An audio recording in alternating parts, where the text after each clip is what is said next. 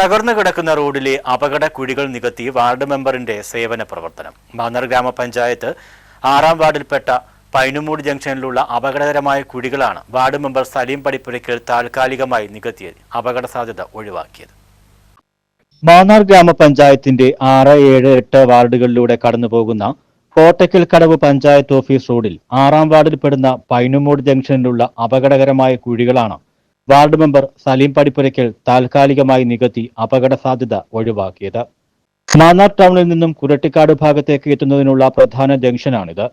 കരിമലയിൽ നിന്നും പഞ്ചായത്ത് ജംഗ്ഷനിൽ നിന്നും മാന്നാർ ടൗണിൽ നിന്നുമുള്ള 3 റോഡുകൾ ചേരുന്ന ഈ ഭാഗത്തുണ്ടായിരുന്ന കുഴികളിൽ വീണ് ഇരുചക്ര വാഹനയാത്രക്കാർ അപകടത്തിൽപ്പെടുന്നത് പതിവാണ്.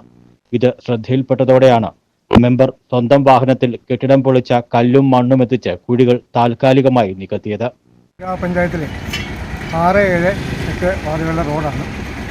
ഈ റോഡിന് നമ്മുടെ പ്രിയപ്പെട്ട MLA 25 ലക്ഷം രൂപയുടെ ഫണ്ട് അനുവദിച്ചിരിക്കുകയാണ്. ഉടൻ തന്നെ പണി തുടങ്ങുന്നതാണ്. അതിന് മുമ്പായി നിങ്ങൾക്ക് സഞ്ചരിക്കാൻ വേണ്ടി ഒരു ചെറിയൊരു ക്രമീകരണം നടത്തുക എന്നുള്ളതാണ് ഇതിപ്പോൾ നടന്നുകൊണ്ടിരിക്കുന്നത്.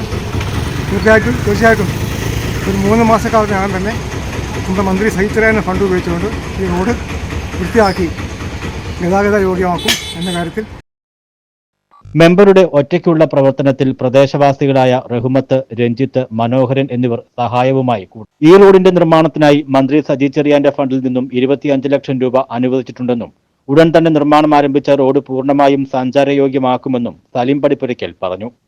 News bureau, Mannar.